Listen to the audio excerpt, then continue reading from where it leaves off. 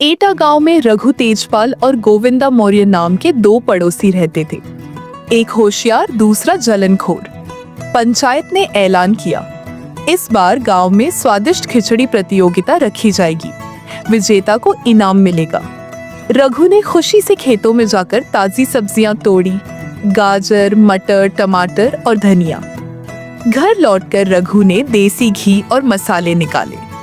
उसकी पत्नी रमा ने पिसे मसाले तैयार किए। रघु ने मिट्टी की बड़ी हांडी में खिचड़ी चढ़ा दी और प्यार से पकाने लगा।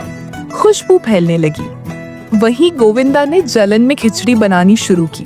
मसाले ज्यादा डाल दिए और चावल पानी गड़बड़ हो गया।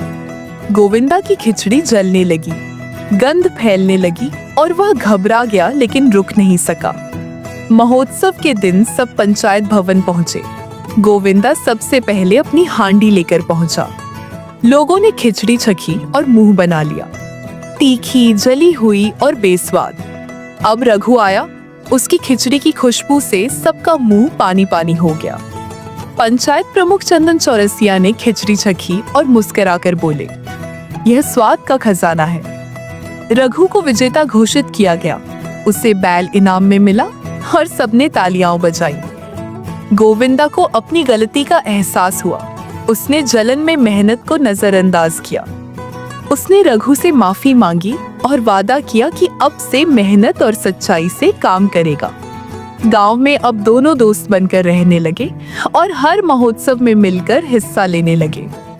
रघु और गोविंदा अब अच्छे दोस्त बन चुके थे और मिलकर एक छोटी सी ढाबे जैसी दुकान खोलना चाहते थे।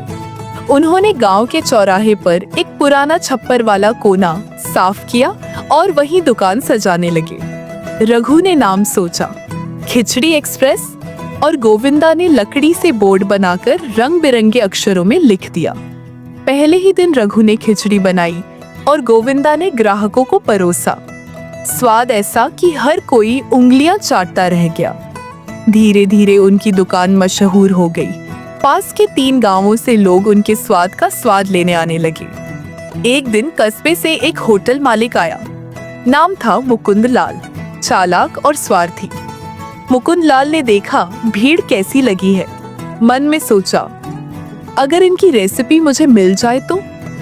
वह ग्राहक बनकर बैठा, खिचड़ी खाई और रघु से बोला, क्या आप मेरे होटल में शेफ बनना चाहेंगे? रघु ने हंसकर मना कर दिया, माफ कीजिए, लेकिन मैं अपने गांव में खुश हूँ। मुकुंद लाल चुपचाप चला गया, लेकिन रात में 2 नकाबपोश उनकी दुकान के पास मंडराने लगे। अगली सुबह दुकान लूटी हुई थी। मसाले, हांडी और तवा तक गायब। गोविंदा गुस्से में लाल हो गया। यह कोई बाहर वाला कर सकता है, गांव वाला नहीं। रघु शांत रहा। चिंता मत कर, हम फिर से शुरुआत करेंगे, मजबूती से। उन्होंने गांव वालों से मदद मांगी। किसी ने हांडी दी, किसी ने मसाले और किसी ने लकड़ी। खिचड़ी एक्सप्रेस फिर शुरू हुई और इस बार फ्री चखने का ऑफर लगाया। भीड़ पहले से 2 गुनी आ गई। खुशबू फिर से गांव में फैलने लगी। इस बार रघु और गोविंदा ने एक सीक्रेट मसाला बनाया जो सिर्फ उनकी रसोई में होता था। अब मुकुंद लाल की चालें फेल होने लगी। उसकी होटल में कोई नहीं जा रहा था। मुकुंद ने जासूस भेजा रघु की दुकान में घुसपैठ करने, लेकिन रमा, रघु की पत्नी, ने उसे मसालों के पास टटोलते देख लिया और चुपचाप पकड़ लिया।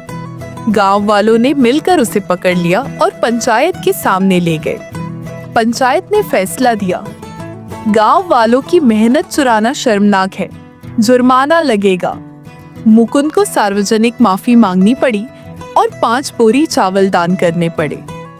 अब रघु और गोविंदा ने खिचड़ी एक्सप्रेस को गांव के मेले में ले जाने की योजना बनाई। गांव का मेला रंग बिरंगा था। झूले, गीत, नाच और अब खिचड़ी का राजा। प्रतियोगिता भी। रघु और गोविंदा की जोड़ी फिर से सबसे आगे निकली और इस बार उन्हें मिला ताम्रपत्र और पुरस्कार। दोनों ने बच्चों को मुफ्त खिचड़ी खिलाई। हर बच्चे के चेहरे पर मुस्कान थी। अब खिचड़ी एक्सप्रेस एक मिसाल बन गई थी, मेहनत, दोस्ती और आत्मसम्मान की। रघु बोला, खाना सिर्फ स्वाद नहीं, भावना भी होता है। गांव वालों ने ताली बजाई और कहा, हमारी खिचड़ी सबसे बेमिसाल। नैतिक शिक्षा।